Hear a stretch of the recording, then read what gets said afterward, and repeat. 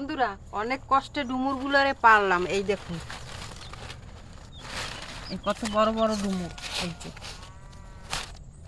কচি কচি কচি কচি ডুমুর। এগুলোকে আমি তুলে নেব। বন্ধুরা, ডুমুর সংগ্রহ করা হয়ে গেছে। এবারে আমি কলা কেটে নেব।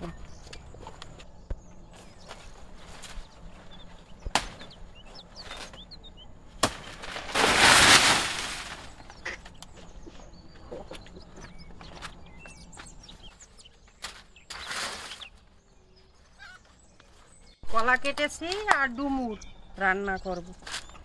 চলুন।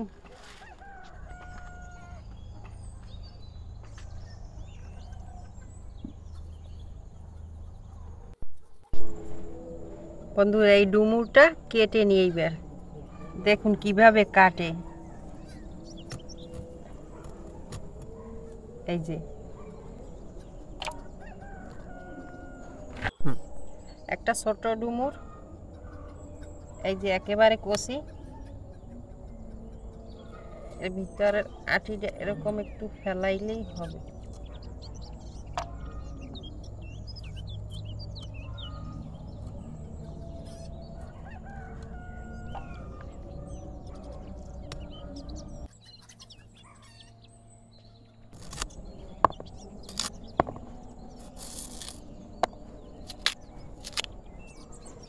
কলাটা এভাবে সুন্দর ছাল উঠে যায়।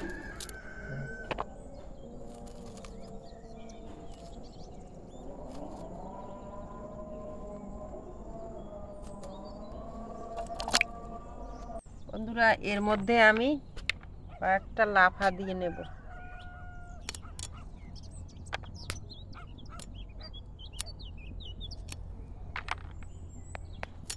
ডুমুরের কষ আর কলার কষে হাত গেছে কালো হয়ে।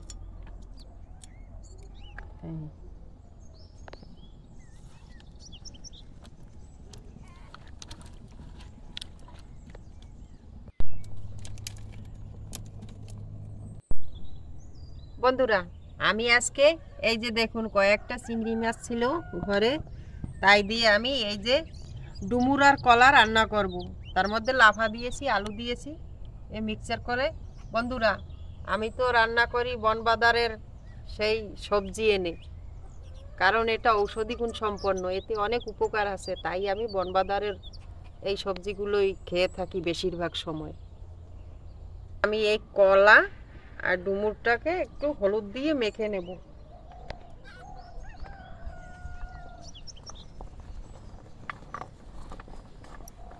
হলুদ দিয়ে মাখায় নিলে এই কষটা একটু কমবে। তাহলে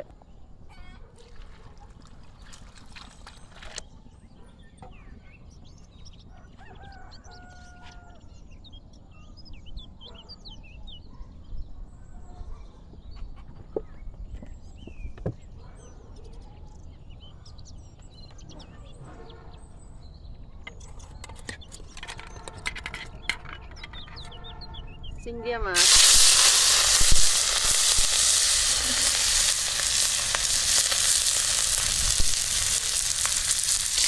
লবণ আর হলুদ দিয়ে মাছটাকে ভেজে নিচ্ছি।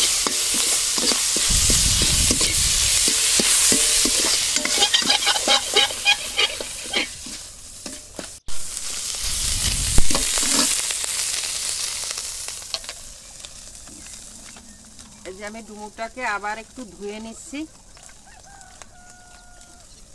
হলুদের সঙ্গে কষটাও ছেড়ে যাবে।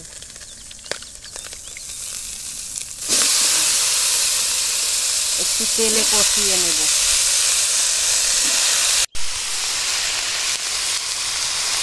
লবণ দিয়ে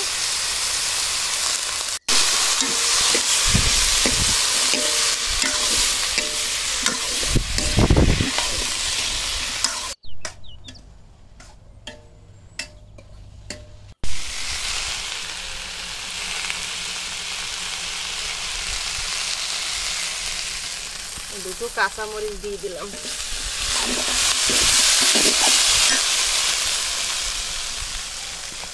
এবারে জলটা দিয়ে দিচ্ছি।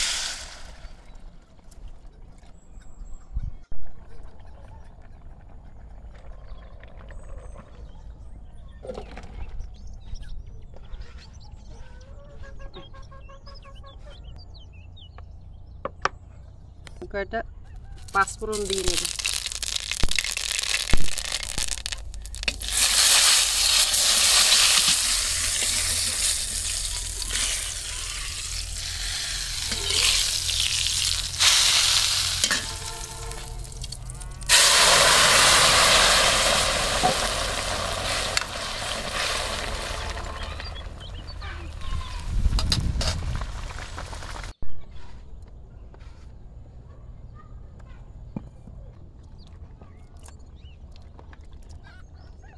বন্ধুরা, আমার আজকের রান্নাবাড়া শেষ হয়ে গেছে।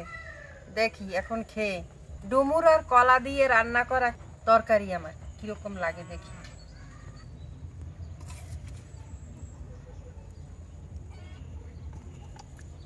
ওয়াও, তরকারিটার সেন্টটা তো খুব সুন্দর।